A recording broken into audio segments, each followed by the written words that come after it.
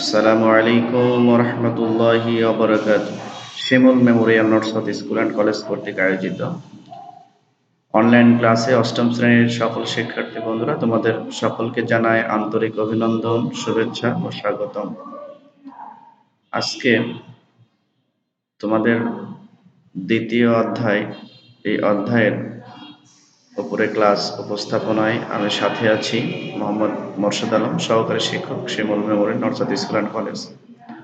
সুপ্রিয় শিক্ষার্থী বন্ধুরা, দেখো আমরা দুটি ছবি লক্ষ্য করতেছি। এই ছবিতে কি দেখা যাচ্ছে? দেখা যাচ্ছে যে একজন সাহায্য প্রার্থীকে একজন মানুষ কিছু দান করতেছেন, আর অপর একটা ছবিতে আমরা দেখতে পাচ্ছি যে একজন বৃদ্ধাকে কিছু উপঢৌকন বা শাড়ি বা এই জাতীয় কোনো বস্ত্র দান করা হচ্ছে। অর্থাৎ এই দুটি চিত্র থেকে আমরা কি বুঝতে পারি? আজকের আলোচনার বিষয় কি হতে পারে? আজকের আলোচনার বিষয় হবে জাকাত। অর্থাৎ তোমাদের দ্বিতীয় অধ্যায় পার্ট 1 থেকে 4 জাকাত নিয়ে আমি আজকে আলোচনা করব। যদি মন দিয়ে তোমরা আলোচনাটি শোনো, তাহলে যে বিষয়গুলি তোমরা জানতে পারবে তা হলো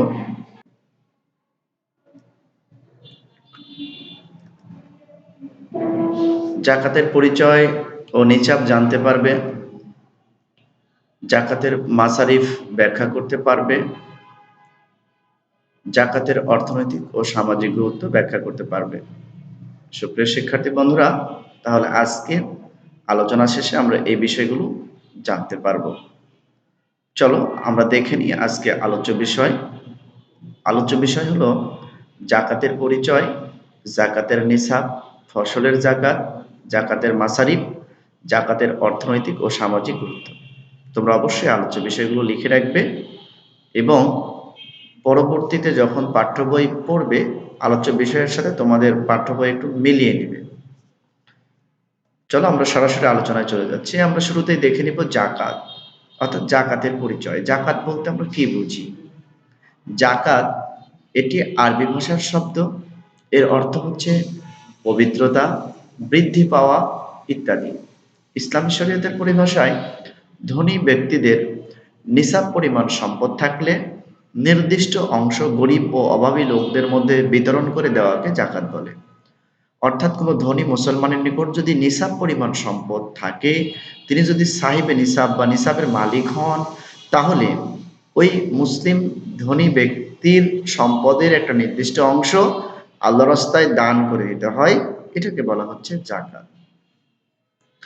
আমরা এবার দেখে নিব যে জাকাত ফরজ হওয়ার শর্তসমূহ কি কি। অর্থাৎ একজন মুসলমানের তথা একজন ব্যক্তির উপরে কখন কখন জাকাত ফরজ হয়, জাকাত ফরজ হতে হলে কি কি শর্ত ফিল আপ করতে হবে বা কি কি শর্ত তার জন্য ধর্তব্য হবে, আমরা এই বিষয়গুলো একটু জেনে নিব। মনে রাখবে, জাকাত ফরজ হওয়ার শর্ত হলো 7টি। জাকাত ফরজ হওয়ার শর্ত 7টি, যথা মুসলমান হওয়া। অর্থাৎ কোনো ব্যক্তি যদি অনেক সম্পদের মালিক হন, কিন্তু তিনি যদি ইসলাম ধর্ম গ্রহণ না করেন তথা মুসলিম না হন, তাহলে কিন্তু তার উপর জাকাত ফরজ হবে না। তাহলে প্রথম শর্ত হলো মুসলমান হওয়া। 2, সাহিবে নিসাব হওয়া। 3, সম্পদ প্রয়োজনের অতিরিক্ত হওয়া। অর্থাৎ যে পরিমাণ সম্পদ তার রয়েছে জাকাত ফরজ হওয়ার জন্য, ও পরিমাণ সম্পদ তার এখনই লাগবে, প্রয়োজন, তার নিজের জন্য ব্যয় করতে হবে, এমনটি না হওয়া, প্রয়োজনের এক্সট্রা হয়ে যাওয়া, ঋণগ্রস্ত না হওয়া। এরপরে যে সম্পদ তার ফরজ হয়েছে, এই সম্পদ বা মাল 1 বছর স্থায়ী থাকা, জ্ঞান সম্পন্ন হওয়া, বালেগ হওয়া। এই 7টি শর্ত ফিল আপ হলেই কেবলমাত্র একজন মুসলিম ব্যক্তির উপরে জাকাত ফরজ হয়। চলো আমরা দেখে নিই জাকাতের নিসাব। এবার আমরা জেনে নিব নিসাব বলতে আমরা কি বুঝি। নিসাব শব্দের অর্থ হলো নির্ধারিত পরিমাণ। ইসলামী শরীয়তের পরিভাষায় যে পরিমাণ সম্পদ থাকলে কোনো ব্যক্তির উপর জাকাত ফরজ হয়, ওই নির্দিষ্ট পরিমাণ সম্পদকে বলা হয় জাকাতের নিসাব। তাহলে যে পরিমাণ সম্পদ থাকলে কোনো ব্যক্তির উপরে জাকাত ফরজ হয়, ওই নির্দিষ্ট পরিমাণ সম্পদকে জাকাতের নিসাব বলে। এখন আমরা জেনে নিব যে এই নিসাব কতটুকু। যেমন কোনো ব্যক্তির নিকটে যদি ৭.৫ তোলা বা ৭.৫ ভরি স্বর্ণ থাকে, তাহলে তার উপর জাকাত ফরজ হয়। এখন যদি স্বর্ণ না থাকে, তাহলে এই পরিমাণ স্বর্ণের বর্তমান যে বাজার দর বা বাজার মূল্য, এই পরিমাণ অর্থ বা সম্পদও যদি তার উপর থাকে, তবুও জাকাত ফরজ হবে। তাহলে জাকাতের নিসাব স্বর্ণ অনুপাতে ধরা হয় যে ৭.৫ তোলা বা ৭.৫ ভরি স্বর্ণ। এরপরে আমরা দেখব রৌপ্যের নিসাব। কোনো ব্যক্তির নিকটে যদি ৫২.৫ তোলা ৫২.৫ তোলা রৌপ্য থাকে বা ৫২.৫ ভরি রৌপ্য থাকে, আর এই ৫২.৫ ভরি রৌপ্যের বর্তমান যে বাজার মূল্য, কমপক্ষে এই পরিমাণ সম্পদ যদি ওই ব্যক্তির নিকট থাকে, তাহলেও তার উপর জাকাত কি হয়? জাকাত ফরজ হয়ে যায়। অর্থাৎ কোনো ব্যক্তির নিকটে সরাসরি এই রৌপ্য বা রূপা থাকবে, অথবা রূপার সমপরিমাণ অর্থ সম্পদের সে মালিক হবে, তাহলে তার উপর জাকাত ফরজ হয়। যদি সে সাহিবে নিসাব বা নিসাবের মালিক হয়ে যায়, অর্থাৎ তার উপর যদি জাকাত ফরজ হয়ে যায়, মনে রাখতে হবে প্রতি ১ বছর পর পরই তাকে জাকাত দিতে হবে। এই জাকাতটা দিতে হবে। আমি যদি অর্থ দিয়ে জাকাত দিই, তাহলে অর্থের জাকাত এর নিসাব হচ্ছে এই যে স্বর্ণ বা রৌপ্য যদি ৭.৫ অথবা ৫২.৫ ভরির সমপরিমাণ অর্থ কারো নিকট সঞ্চয় হয় বা জমা থাকে, তাহলে এই সম্পদের ২.৫ টাকা, অর্থাৎ শতকরা ২.৫ টাকা হারে তাকে জাকাত দিতে হবে। সম্পদের শতকরা ৪০ ভাগের ১ ভাগ, সম্পদের ৪০ ভাগের ১ ভাগ, এবং অর্থের দিক দিয়ে, টাকার দিক দিয়ে শতকরা ২.৫ টাকা হারে তাকে জাকাত দিতে হবে, এবং প্রতি বছর জাকাত দিতে হয়, অর্থাৎ ১ বছর পর পরই জাকাত ফরজ হয়ে যায়। এরপরে আমরা দেখব উসর। উসর বলতে আমরা কি বুঝি? উসর অর্থ হলো ফসলের জাকাত, অর্থাৎ ফসল ও ফল ফলাদির জাকাতকে বলা হয় উসর। উসর ফসল উৎপাদনে হলেই তা প্রদান করতে হবে। যেমন অর্থের জাকাত বা সোনা গহনার জাকাত হচ্ছে, বা স্বর্ণরৌপ্যের জাকাত হচ্ছে বছরে একবার। কোনো ব্যক্তি বছরে একবার জাকাত দিলে ওই বছর আর তার জাকাত ফরজ নয়, দিতে হবে না। পরবর্তী বছর যদি আবার সে সাহেবে নিসাবের বা নিসাব পরিমাণ সম্পদের মালিক হয়ে থাকে বা হয়ে যান, বাট এর উপর তিনি কায়েম থাকেন, তাহলে আবার পরবর্তী বছর তাকে জাকাত দিতে হবে। জাকাত প্রতি বছরে একবার, কিন্তু উসর কিন্তু বছরে একবার নয়। উসর হচ্ছে একটি জমিতে যখন ফসল উৎপন্ন হবে, যে ফসল যখন হবে ওই ফসল তখনই দিয়ে দেওয়াটা হলো ফসলের জাকাত। যেমন কোনো জমিতে যদি বছরে ৩ বার ধান উৎপাদন হয়, তাহলে তাকে বছরে ৩ বারই উসর দিতে হবে। অর্থাৎ যতবার ওই জমিতে ফসল উৎপন্ন হবে, নতুন নতুন ফসল, ততবারই তাকে উসর দিতে হবে। এটি ফসলের জাকাত। এটি আমাদেরকে খেয়াল রাখতে হবে। আমরা উসর ২ ভাবে দিয়ে থাকি, অর্থাৎ ২ ভাবে উসর দেওয়া হয়। কোরআন এবং সুন্নাহ বিশ্লেষণ করলে আমরা যে তথ্যটি পাই সেটি হলো এই: আমরা ২ ভাবে উসর দিব। যদি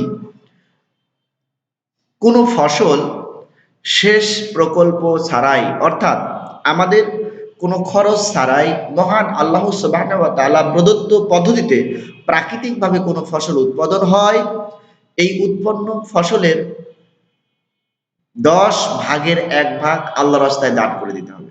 অর্থাৎ বিনা খরচে, বিনা পানিতে, অর্থাৎ আমরা যদি কষ্ট করে সেচ প্রকল্প বাস্তবায়নের মাধ্যমে অর্থ টাকা কড়ি খরচ করার মাধ্যমে যদি ফসল উৎপন্ন না করি, আল্লাহর আসমানের পানি দিয়ে প্রাকৃতিকভাবে যদি কোনো ফসল উৎপন্ন হয়, সেক্ষেত্রে যত ফসল উৎপন্ন হবে ওই ফসলকে আমরা ১০ ভাগে ভাগ করব। ভাগ করে একটা ভাগ আল্লাহর রাস্তায় দান করে দিব। তাহলে বিনা সেচে বা বিনা সেচ প্রকল্পে শুধু আল্লাহ বৃষ্টির পানির মাধ্যমে যদি ফসল উৎপন্ন হয়, তাহলে ফসলের উৎপন্ন ফসলের ১০ ভাগের ১ ভাগ দেওয়াটা হলো ফরজ। আর যদি আমরা কষ্ট করে সেচ প্রকল্প অর্থ করি, টাকা পয়সা খরচ করে পানি গভীর থেকে এনে উত্তোলন করে সেই পানি দিয়ে যদি আমরা ফসল উৎপাদন করি, অর্থাৎ যে ফসল উৎপাদন করতে আমাদের খরচ হচ্ছে, সেচ প্রকল্পের প্রয়োজন হচ্ছে, সেক্ষেত্রে ফসল যা উৎপাদন হবে মোট ফসলের 20 ভাগের 1 ভাগ আল্লাহ রাস্তায় দান করে দেওয়া হলো ফরজ। উদাহরণস্বরূপ, আমরা যদি টাকা পয়সা খরচ করে ফসল উৎপাদন করি, তাহলে ওই ফসল যদি 20 মণ হয়, তাহলে প্রতি 20 মণে 1 মণ, 40 মণে 2 মণ, 60 মণে 3 মণ, 80 মণে 4 মণ এবং 100 মণে 5 মণ আল্লাহ রাস্তায় দান করে দিতে হবে। আর যদি বিনা সেচে, অর্থাৎ প্রাকৃতিকভাবে আল্লাহর পানি দ্বারা, আসমানের পানি দ্বারা যদি সেই ফসল উৎপন্ন হয়, 10 ভাগের 1 ভাগ অর্থাৎ 100 মণে 10 মণ দিতে হবে। ওখানে খরচ কম ছিল তাই বেশি দিতে হবে। আর আমরা যখন খরচ করে উৎপাদন করছি তখন আমাদের খরচ হওয়ায় আল্লাহ সুবহানাহু ওয়া তাআলা আমাদের জন্য কনসিডার করেছেন প্রতি 100 মণে 5 মণ দিলেই হয়ে যাবে। এটি হলো ওসর। সুপ্রিয় শিক্ষার্থী বন্ধুরা, এবার আমরা জেনে নিব মাসারিফ। মাসারিফের পরিচয়। মাসারিফ কাকে বলে? মাসারিফ শব্দের অর্থ হলো ব্যয়ের খাতসমূহ। ইসলামী শরীয়তের পরিভাষায় যাকাত ব্যয়ের খাতসমূহকে বলা হয় মাসারিফ। অর্থাৎ আমরা যাদেরকে যাকাত দিই বা যে সকল ব্যক্তিবর্গ যাকাত পাওয়ার হকদার, এই সকল ব্যক্তিবর্গদেরকে বলা হচ্ছে যাকাতের মাসারিফ। তাহলে জাকাত ব্যয়ের খাত সমূহকে জাকাতের মাসারিফ বলে। তোমাদের প্রশ্ন থাকতে পারে যে জাকাত ব্যয়ের যে খাত, যে কাকে কাকে জাকাত দিব, এই জাকাত ব্যয়ের খাত কার দ্বারা প্রতিষ্ঠিত হয়েছে? মহান আল্লাহ সুবহানাহু ওয়া তাআলার দ্বারা প্রতিষ্ঠিত হয়েছে। আর কি দ্বারা প্রতিষ্ঠিত হয়েছে? আল কোরআন দ্বারা প্রতিষ্ঠিত হয়েছে। মহাগ্রন্থ আল কোরআনুল কারীমের সূরা আত-তাওবা তথা সূরা আত-তাওবার ৬০ নম্বর আয়াতে আল্লাহ সুবহানাহু ওয়া তাআলা যাকাতের মাসারিফ বর্ণনা করেছেন। এখানে ৮ শ্রেণীর মানুষকে আল্লাহ সুবহানাহু ওয়া তাআলা যাকাত দেওয়ার কথা বলেছেন। তাহলে আমরা দেখে নিব যাকাতের মাসারিফ সমূহ। আমরা লক্ষ্য করি যে একটু আগেই বললাম কোরআনুল কারীমের সূরা তাওবার ৬০ নম্বর আয়াতে এই ৮টি খাতের কথা বলা হয়েছে যে খাতগুলোতে যাকাত দিতে হয়। যেমন আল্লাহ সুবহানাহু ওয়া তাআলার ভাষায় আমরা যদি বলি বিসমিল্লাহির রহমানির রহিম, ইন্নামাস সাদাকাতু লিল ফুকারাই ওয়াল মাসাকিন ওয়াল আমিলিনা আলাইহা ওয়াল মুআল্লাফাতি কুলুবিহিম। আল্লাহ সুবহানাহু ওয়া তাআলা বলছেন যে যাকাত পাওয়ার হকদার তারাই, যাকাত তাদের জন্য যারা ফকির, অর্থাৎ যাকাত পাবে ফকির শ্রেণীর মানুষ, ওয়াল মাসাকিন এবং মিসকিন শ্রেণীর মানুষ, ওয়াল আমিলিনা আলাইহা যাকাত আদায়ের কর্মশ্রেণী ব্যক্তি, ওয়াল মুআল্লাফাতি কুলুবিহিম এবং অন্তর জয়ের জন্য, ওয়াফির রিকাব দাস মুক্তির জন্য, ওয়াল গারিমিন ঋণগ্রস্ত ব্যক্তির জন্য, ওয়াফি সাবিলিল্লাহ আল্লাহর রাস্তায়, ওয়াবনাস সাবিল এবং মুসাফির ব্যক্তির জন্য, ফরিদাতুম মিনাল্লাহ এগুলো খাত আল্লাহ সুবহানাহু ওয়া তাআলা কর্তৃক নির্ধারিত। তাহলে আল্লাহ তাআলা কর্তৃক নির্ধারিত যাকাত ব্যয়ের খাত নির্ধারণ করা হয়েছে। যাকাত ব্যয়ের খাত কয়টি? ৮টি। এই ৮টি খাতের প্রথম খাত হলো ফকির। এখন প্রশ্ন হলো ফকির কারা? ফকির শব্দের অর্থ হলো অভাবী। ফকির শব্দের অর্থ হলো অভাবী। এই অভাবী ব্যক্তিবর্গ যারা তাদের নিজের উপার্জন দিয়ে পরিবারের ব্যয়ভার বহন করতে পারেন না, বিধায় তারা অন্যের নিকট সরাসরি হাত পাতেন, সাহায্য প্রার্থী হন, কিছু চান, ভিক্ষা করেন, তাদেরকে বলা হয় ফকির। আর এই শ্রেণীর মানুষকে যাকাতের অর্থ দিতে হবে। এটি আল্লাহ সুবহানাহু ওয়া তাআলা কর্তৃক নির্ধারিত খাত। ২ নম্বর খাত হলো মিসকিন। মিসকিন কারা? মিসকিন শব্দের অর্থ হলো নিঃস্ব, সহায়, সম্বলহীন, তবে তারা আত্মসম্মানবোধ সম্পন্ন ব্যক্তি। যদিও তাদের অর্থ করি নেই, তারা নিঃস্ব এক প্রকার, কিন্তু তাদের মধ্যে একটা আত্মসম্মান বোধ আছে যে তারা কারো নিকটে সহজে চাইতে যাবে না, না খেয়ে থাকবে, কিন্তু কখনো নিজের আত্মসম্মানকে বিলিয়ে দিবে না, অন্যের নিকটে ছোট হবে না। সে নিজেকে তার অবস্থায় ছেড়ে দিবে, না খেয়ে থাকবে, কিন্তু যখন তখন কারো কাছে হাত পাতবে না। এই সম্পন্ন ব্যক্তিদেরকে বলা হচ্ছে মিসকিন। আর এই মিসকিনদেরকে যাকাত দিতে হবে। আল্লাহ সুবহানাহু ওয়া তাআলা তাদের বাছাই করে সমাজের মধ্যে যারা মিসকিন আছে, এই মিসকিন সম্প্রদায়কে যারা চাইতে জানে না, চাইতে যায় না, তাদেরকে খুঁজে বের করে লিস্ট করে জাকাতের সম্পদ বা অর্থ তাদের হাতে তুলে দেওয়া ইসলামের দায়িত্ব, মুসলমানদের দায়িত্ব। ৩, জাকাত আদায়ের কর্মচারী। যে ব্যক্তিবর্গ যাদের উপর জাকাত ফরজ হয়েছে ওই ধনী মুসলমানের নিকট থেকে হিসাব করে যার নিকট যে পরিমাণ জাকাতের অর্থ পাওয়া যাবে ওই পরিমাণ অর্থ তারা নিয়ে আসবেন, এবং যারা জাকাতের হকদার, এই ফকির মিসকিন সহ আরো যারা হকদার, তাদেরকে আবার পৌঁছে দিয়ে আসবেন বাড়িতে গিয়ে। এজন্য রাষ্ট্র কর্তৃক কিছু আমলা বা কর্মচারী নিয়োগ দেওয়া থাকবে, চাকুরিজীবী নিয়োগ দেওয়া থাকবে কিছু ব্যক্তিবর্গকে, যারা এই কাজে নিয়োজিত থাকবেন, আর তাদের বেতন স্বরূপ এই জাকাতের অর্থ থেকেই তাদের দেওয়া হবে। এটি হলো জাকাত আদায়ের কর্মচারী। ৪, অন্তর্জয়ের জন্য। অন্তর্জয় কি? আমরা মুসলমান সংখ্যাগরিষ্ঠ যদি হই তাহলে আমাদের আশেপাশে এমনও ব্যক্তিবর্গ থাকতে পারে যারা অভাবী, যারা নিঃস্ব, যারা সত্যিকার অর্থেই খুব কষ্টে দিনাতিপাত করেন, কিন্তু তারা হয়তো অন্য ধর্মের হতে পারে, তারা অন্য ধর্মের কিন্তু তারা অভাবী, তারা নিঃস্ব। ইসলাম সর্বদাই অভাবী ব্যক্তিদের পাশে দাঁড়ানোর আহ্বান জানায় মানুষকে। এক্ষেত্রে জাকাতের অর্থ নিয়ে এই অভাবী অমুসলিম হলেও তাদের পাশে দাঁড়াতে হবে, তাদেরকে জাকাতের অর্থ প্রদান করতে হবে, এটি ইসলামের নির্দেশ। আর এভাবে যখন আমরা জাকাত থেকে তাদেরকে সাহায্য করব তখন তাদের অন্তর, হৃদয়ের মধ্যে একটা সফট কর্নার জাগ্রত হবে। তারা বুঝবে ইসলামের মধ্যে যে উদারতা, ইসলামের মধ্যে যে মহানুভবতা রয়েছে, তারা এটি ফিল করবে এবং ইসলামের প্রতি আকৃষ্ট হবে, যে আমরা মুসলিম না হওয়ার পরেও মুসলমান ভাইরা আমাদেরকে হেল্প করলো, সাহায্য করলো। তাদের উদারতা দেখে তারা আকৃষ্ট হবে এবং একসময় ইসলাম কবুল করবেই করবে।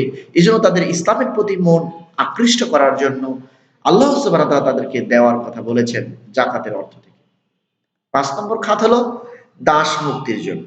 যদিও বর্তমান প্রেক্ষাপটে আমাদের দেশে দাস প্রথা একেবারেই বিলীন হয়ে গেছে, দেখা যায় না, কিন্তু যদি কারো বাড়িতে কারো বাড়িতে কোনো ব্যক্তির অধীনে কাজের লোক থাকে বছর কন্ট্রাক্ট করে, তাহলে ওই ব্যক্তিদেরকে আমরা দাসদেরকে মুক্তি করার জন্য ওই মনিব ওই দাসকে যত টাকা দিয়ে কিনে নিয়েছে ঠিক মনিবের কাছে আমরা ওই সমপরিমাণ অর্থ ফেরত দিব, দিয়ে দাসকে স্বাধীন করে দিব। সে ইচ্ছাধীন যে এখানে খুশি কাজ করবে, খাবে। মানুষ স্বাধীন চেতা মানুষ, কেউ পরাধীন হয়ে থাকতে চায় না। ইসলাম মানুষকে পরাধীনতার শৃঙ্খলে আবদ্ধ করে রাখবে, এটা কখনোই সাপোর্ট করে না। এজন্যই আমরা দাস মুক্তির জন্য এই জাকাতের অর্থ থেকে অর্থ দেব। ৬, ঋণগ্রস্ত ব্যক্তি। ঋণগ্রস্ত কারা? অনেক ব্যক্তি সমাজে আছেন যাদের উপরে জাকাত অনেক সময় মনে হবে যে ওই ব্যক্তিরা তো সচ্ছল, তাদের অনেক সম্পদ আছে দেখা যাচ্ছে, কিন্তু হয়তো ওই ব্যক্তি অনেক সচ্ছল উপর থেকে আমরা লক্ষ্য করি, কিন্তু অভ্যন্তরীণভাবে যদি আমরা একটু তার সাথে কথা বলি দেখা যাবে সে উপরে তার যে পরিমাণ সম্পদ আমরা দেখি, ভিতর দিয়ে তার কোনো ব্যাংক থেকে হয়তো তার বেশি টাকা লোন করা আছে, ঋণ করা আছে, অথবা কোনো ব্যক্তি বা প্রতিষ্ঠানের কাছ থেকে নেওয়া আছে। উপর থেকে আমরা তাকে সচ্ছল মনে করলো, ভিতর থেকে সে ওই ব্যক্তি সচ্ছল নয়। তাই আমরা এইভাবে ঋণগ্রস্ত ব্যক্তিদেরকে খুঁজে বের করব এবং জাকাতের অর্থ থেকে তাদেরকে আমরা হেল্প করব, জাকাতের অর্থ তাদেরকে প্রদান করব। এটা হলো ঋণগ্রস্ত ব্যক্তি। ৭ নম্বর হচ্ছে ফি সাবিলিল্লাহ, তথা আল্লাহ রাস্তায়। আল্লাহ রাস্তা বলতে আমরা কি বুঝি? ইসলামকে প্রতিষ্ঠিত করার জন্য যদি কোনো সংগঠন, যদি কোনো জামাত, যদি কোনো দল কাজ করে, তাহলে ইসলামকে বিজয়ী করার জন্য, ইসলামের বিধিবিধানগুলো সমাজে প্রতিষ্ঠিত করার জন্য এই কোয়ালিটি সম্পন্ন সংগঠনকে আমরা জাকাতের অর্থ থেকে তাদেরকে হেল্প করব। অথবা যদি কোথাও কোনো সংগঠন বা কোনো প্রতিষ্ঠান দ্বীনের দাওয়াতকে প্রসারিত করার লক্ষ্যে বই তথা লাইব্রেরি প্রতিষ্ঠা করেন অথবা কোনো ছাপাখানা নির্মাণ করেন, তাহলে আমরা সেখানে জাকাতের অর্থ দিতে পারি। এটি হলো ফি সাবিলিল্লাহ। মুসাফির বলতে বোঝায় কোনো সম্পদশালী ব্যক্তিও যদি কোথাও বেড়াতে যান, ভ্রমণকারী ব্যক্তি, যে তার বাড়ি থেকে দূরে কোথাও বেড়াতে গেছে, তার বাসাতে সে কিন্তু সম্পদশালী, কিন্তু যে পরিমাণ অর্থ নিয়ে সে বেড়াতে গেছে ওখানে গিয়ে কোনো হাইজাকারের সম্মুখীন হয়ে তাৎক্ষণিক সে অর্থ সম্পদ হারিয়ে ফেলেছে, সে বাসায় যে ফিরে আসবে এ পরিমাণ অর্থ তার নেই, তাহলে ওই এলাকার লোকের মুসলমানের দায়িত্ব হলো জাকাতের টাকা থেকে ওই ভ্রমণকারীকে হেল্প করবে, তার বাড়ি পর্যন্ত পৌঁছে দেবে। এটি ইসলামের নির্দেশ। এজন্য মুসাফির ব্যক্তিকেও জাকাতের অর্থ দিতে হয়, যদিও মুসাফির ব্যক্তি ওই সময় অসহায়, যদিও সে তার এলাকায় সে অনেক সম্পদশালী, তথাপি তাকে জাকাতের অর্থ দিতে হবে। এটি হলো মুসাফির ব্যক্তির জাকাত। এরপর আমরা দেখে নিব জাকাতের সামাজিক গুরুত্ব। সুপ্রিয় শিক্ষার্থী বন্ধুরা, জাকাতের গুরুত্ব কিন্তু অপরিসীম। জাকাত ইসলামের তৃতীয় ভিত্তি। ১ নম্বর ভিত্তি হলো ঈমান, ২ নম্বর ভিত্তি হলো সালাত, ৩ নম্বর ভিত্তি কিন্তু জাকাত। আল্লাহ কোরআন কারীমের যেখানেই সালাতের কথা বলেছেন সেখানে সরি সেখানেই তিনি জাকাতের কথা বলেছেন। আল্লাহ বলেছেন, আকিমুস সালাতা ওয়া আতুজ যাকাত, তোমরা সালাত কায়েম করো এবং যাকাত প্রদান করো। এই জন্য জাকাতের গুরুত্ব অপরিসীম। আর সামাজিকভাবে যেহেতু আমরা মানুষ সামাজিক জীব, আমরা সমাজে বসবাস করি, সমাজের সব মানুষ কিন্তু সমান নয়, সমান হবে এমনটিও নয়। কাউকে আল্লাহ সম্পদ দিয়ে পরীক্ষা করবেন, কাউকে না দিয়ে পরীক্ষা করবেন। সুতরাং সমাজের মধ্যে যে সকল অসহায় বঞ্চিত জনগোষ্ঠী আছে তাদের কল্যাণে, তাদের সেবায় ধনী সম্প্রদায় তাদের অর্থ সম্পদ ব্যয় করবে। ফলে ধনী আর গরিবদের মধ্যে যে বৈষম্য, এই বৈষম্য দূর হবে। এই জন্যই রাসূল সাল্লাল্লাহু আলাইহি ওয়াসাল্লাম বলেছেন, আয-যাকাতু কানতারাতুল ইসলাম, জাকাত হচ্ছে ইসলামের সেতু বন্ধন। আমি একটু আগেই আয়াতটি বলেছি তোমাদের যে তোমরা সালাত কায়েম করো এবং যাকাত প্রদান করো। সূরা মুজাম্মিলের আয়াত ২০ নম্বর আয়াত। এরপরে দেখো জাকাতের সামাজিক গুরুত্বের মধ্যে রয়েছে অফি আমওয়ালিহিম হাক্কুল লিসাইলি ওয়াল মাহরুম, যে সমাজের মধ্যে যে সকল বঞ্চিত, অভাবগ্রস্ত, নিঃস্ব, অসহায়, মাহরুম সম্প্রদায়, বঞ্চিত জনগোষ্ঠী রয়েছে, তাদের কল্যাণার্থে ধনীদের সম্পদ দিতে হবে। ধনীদের সম্পদে গরিব এবং বঞ্চিতদের অধিকার রয়েছে। এটি ধনীদের করুণা নয়, ধনীদের অনুকম্পা নয়, বরং ধনীদের দায়িত্ব হলো তার এই অর্থ গরিবদের হাতে পৌঁছে দেওয়া। এটি ধনীদের উপর একটি গুরুত্বপূর্ণ দায়িত্ব মুসলিমদের। এই জন্য অবশ্যই গরিবদের হক আদায় করতে হবে। আল্লাহ সুবহানাহু ওয়া তাআলা ধনীদের সম্পদে গরিবদের হক রেখেছেন। এটি সূরা জারিয়াতের ১৯ নম্বর আয়াত। আল্লাহ সুবহানাহু ওয়া তাআলা আরো বলেছেন, ওয়াকালা আল্লাহু তাআলা ইন্নী মাআকুম, আল্লাহ সুবহানাহু ওয়া তাআলা বলেছেন যে ইন্নী মাআকুম, নিশ্চয় আমি আল্লাহ তোমাদের সাথে আছি। লাইন আকামতুমুস সালাহ, যদি তোমরা সালাত কায়েম করো, ওয়া আতাইতুমুজ যাকাত, আর তোমরা যাকাত প্রদান করো। এটি একটা শর্ত সাপেক্ষ বাক্য বা শর্তযুক্ত বাক্য। এটি হলো কমপ্লেক্স সেন্টেন্স। এখানে আল্লাহ সুবহানাহু ওয়া তাআলা শর্ত আরোপ করেছেন। আল্লাহ ততক্ষণ পর্যন্ত মুসলমানের সাথে আছেন যতক্ষণ একজন মুসলমান সালাত কায়েম করে এবং যাকাত প্রদান করে।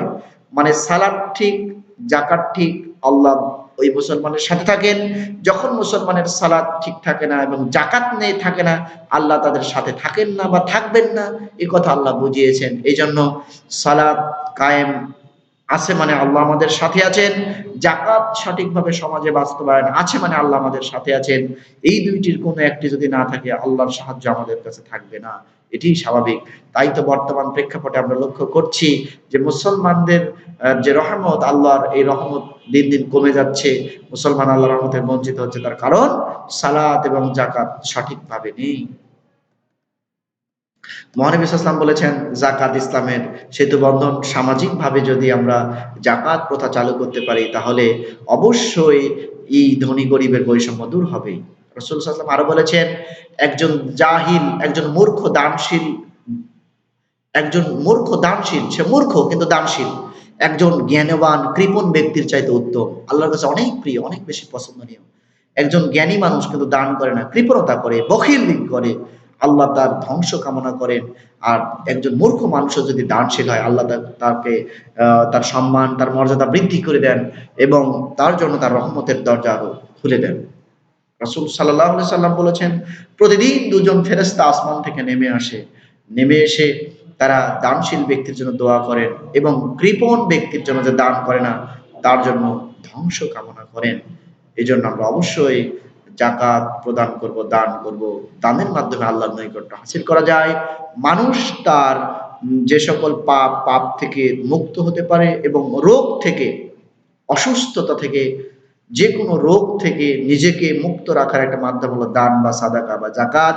জাকাত, দান, সাদাকার মাধ্যমে মানুষ তার দুর্দিন থেকে সুদিনে ফিরে আসতে পারে। এমনকি মৃত ব্যক্তিদের জন্য উপকারী হলো দান। দান ছাড়া মৃত ব্যক্তিদের জন্য আর কিছু করা থাকে না, এবং মৃত ব্যক্তির নিয়তেও আমরা জাকাতের পাশাপাশি দান করব। দান কবরে আযাবকে দূর করে দেয়, এটি রাসূল সাল্লাল্লাহু আলাইহি ওয়াসাল্লাম বলেছেন। তিনি আরো বলেন, আল্লাহর কসম, আবু বকর রাদিয়াল্লাহু তাআলা আনহু তার বক্তৃতায় তিনি বলেছিলেন, যখন তিনি ইসলামের প্রথম খলিফা হলেন রাসূল সাল্লাল্লাহু আলাইহি ওয়াসাল্লামের ইন্তিকালের পরে, তখন তিনি বললেন, আল্লাহর কসম, যারা সালাত এবং জাকাতের মধ্যে পার্থক্য সৃষ্টি করবে, অবশ্যই আমি আবু বকর তাদের বিরুদ্ধে যুদ্ধ ঘোষণা করব। অর্থাৎ রাসূল সাল্লাল্লাহু আলাইহি ওয়াসাল্লামের সময়ে যারা জাকাত সামাজিকভাবে দিয়েছিল, যেভাবে দিয়েছিল হুবহু ঠিক ওভাবেই যারা জাকাত দিবে না। যারা রাসূলের যুগে জাকাত হয়তো একটা ছাগল জাকাত দিয়েছিল, ছাগল দিতে গিয়ে রশি দিতে হয়েছিল, আমি আবু বকর আমার সময়ে কোনো মানুষ যদি ছাগল দেয় অথচ এই গলার রশিটা না দেয়, তবু আমি তার বিরুদ্ধে যুদ্ধ ঘোষণা করব, আমি তার বিরুদ্ধে লড়াই করে হলেও জাকাতের সম্পদ আদায় করব। এই ব্যাপারে আবু বকর রাদিয়াল্লাহু তাআলা আনহু তার বক্তৃতায় ভাষণ দিয়েছিলেন এবং তিনি যুদ্ধ ঘোষণা করেছিলেন যারা সালাত এবং জাকাতের মধ্যে পার্থক্য সৃষ্টি করবে। জাকাত যদি আমরা সামাজিকভাবে বাস্তবায়ন করি, তাহলে সমাজের ধনী গরিবের এত বৈষম্য কখনোই থাকবে না। জাকাতের অর্থনৈতিক গুরুত্ব, জাকাতের অর্থনৈতিক গুরুত্ব অপরিসীম। জাকাত ব্যবস্থা যদি সঠিকভাবে বাস্তবায়ন হয়, তাহলে ওই সমাজের প্রত্যেকটি সেক্টরে অর্থ সমহারে বিদ্যমান থাকবে এবং সেই অর্থ দিয়ে দেশের উন্নয়নে কাজ করা খুবই পসিবল হবে, সম্ভব হবে। জাকাতের অর্থ দিয়ে যদি একটা কারখানা তৈরি করা হয়, ওই কারখানায় শুধু যারা জাকাত পাবে তাদেরকেই যদি শুধু খালি চাকরি দেওয়া হয়, তাহলে অভাবী নিঃস্ব মানুষগুলো একদিকে কর্মসংস্থানের ব্যবস্থা হবে এবং তারা আর অন্যের নিকটে ভিক্ষা করবে না। আবার এই কারখানা থেকে যত লভ্যাংশ হবে, এই লভ্যাংশ জাকাত ফান্ডে থাকবে। এখান থেকে সমাজের যে কোনো উন্নয়নমূলক কাজে কিন্তু অংশগ্রহণ করা যাবে। এভাবে সমাজকে অর্থনৈতিক দিক দিয়ে অনেকভাবে এগিয়ে নিয়ে যাওয়া যাবে। আমাদের সমাজে হয় কি, যাদের উপর জাকাত ফরজ হয় তারা নাম কাওয়াস্তে নিজে নিজে হিসাব করে কতটুকু ফরজ হলো না হলো কিছু অর্থ তারা দিয়ে তারা শাড়ি লুঙ্গি কিনে এবং এই শাড়ি লুঙ্গি গুলো গরিব মিসকিনদের মাঝে বন্টন করে দেয় বা দান করে দেয়। এটি কিন্তু জাকাত দেওয়ার মাধ্যম নয়, এটি কিন্তু জাকাত দেওয়ার সঠিক পন্থা বা পথ নয়। আল্লাহ এবং আল্লাহ রাসূলের পক্ষ থেকে কোরআন সুন্নাহ বিশ্লেষণ করলে কোনো ফকিহ, কোনো মুস্তাহিদ এবং কোনো মুহাদ্দিস এ ব্যাপারে মাসালা দিতে পারেন না যে জাকাত হিসাবে শাড়ি লুঙ্গি দিতে হবে। জাকাত হিসেবে জাকাতের অর্থ হকদারদের নিকট পৌঁছে দিতে হবে। এমনভাবে দিতে হবে যেন এই জাকাতের অর্থ পেয়ে তারা স্বাবলম্বী হয়, অর্থনৈতিকভাবে তারা যেন এগিয়ে যায়। জাকাত আজীবন দিতেই থাকবেন অথচ ভিক্ষুক তার ভিক্ষার মানোন্নয়ন হবে না, সে ভিক্ষাও আজীবন করতেই থাকবে, তার অর্থনৈতিক উন্নয়ন হবে না। এভাবে জাকাত প্রতিষ্ঠা হবে না। আর এটি জাকাতের আদৌ উদ্দেশ্য ছিল না, যে উদ্দেশ্য নিয়ে আল্লাহ সুবহানাহু ওয়া তাআলা জাকাত আমাদের উপর ফরজ করেছিলেন। এইজন্য আমরা যথার্থভাবে জাকাত আদায় করব এবং অর্থনৈতিকভাবে সকল মানুষকে স্বাবলম্বী করার চেষ্টা করব। সুপ্রিয় শিক্ষার্থী বন্ধুরা, আমরা আলোচনার একেবারে শেষ পর্যায়ে চলে আসছি। আমরা মূল্যায়নের মাধ্যমে একটু দেখে নিতে চাচ্ছি তোমরা আলোচনা কতটুকু শুনলে। দেখো, জাকাতের মাসারিফ কয়টি? জাকাতের মাসারিফ ৮টি। মিসকিন অর্থ কি? মিসকিন অর্থ হলো নিঃস্ব, অভাবী।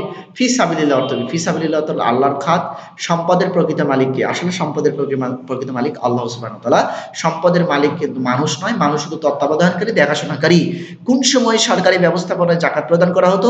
খোলাফায়ে রাশিদিনের আমলে, অর্থাৎ আল্লাহ রাসূল সাল্লাল্লাহু আলাইহি ওয়াসাল্লামের ইন্তিকালের পর আবু বকর, ওমর, ওসমান এবং আলী, এই ৪ খলিফার আমলে সরকারি ব্যবস্থাপনায় জাকাত প্রদান করা হতো। আর এই ৪ খলিফার সম্পূর্ণ বা মোট সময়কালকে খোলাফায়ে রাশিদিন বলা হয়। আগামী দিন এই অধ্যায় পার্ট ১ থেকে ৪ এর উপরে অবশ্যই টপলেস হবে। তোমাদের জন্য একটা বাড়ির কাজ রাখা হয়েছে যে তোমরা জাকাতের অর্থ হিসাব করে বের করতে পারো কিনা, চেষ্টা করলে তোমরা এটা কমপ্লিট করার চেষ্টা করবে। না পারলে আমার সাথে কন্টাক্ট করবে, আমি অবশ্যই তোমাদের হেল্প করব। আগামী দিন টপলেস, অবশ্যই পাঠ্য বই ভালোভাবে পড়াশোনা করবে এবং ক্লাসটি মনোযোগ সহকারে শুনবে। তাহলে আশা করি তোমাদের জন্য সহায়ক হবে বলে মনে করি। আগামী ক্লাস আবারও তোমাদের সাথে আমাদের সাক্ষাৎ হবে, কথা হবে। সে পর্যন্ত তোমরা সুস্থ থাকবে, সুন্দর থাকবে এবং আল্লাহর কাছে আমাদের সকলের জন্য সুস্থতার জন্য দোয়া করবে। তোমাদের সকলের সুস্বাস্থ্য ও দীর্ঘ কামনা করে আজকের ক্লাস এখানে শেষ করছি। সুবহানাকা আল্লাহুম্মা রাব্বানা ওয়া বিহামদিকা আশহাদু আল্লা ইলাহা ইল্লা আনতা আস্তাগফিরুকা ওয়া আতুবু ইলাইক। আসসালামু আলাইকুম ওয়া রাহমাতুল্লাহ।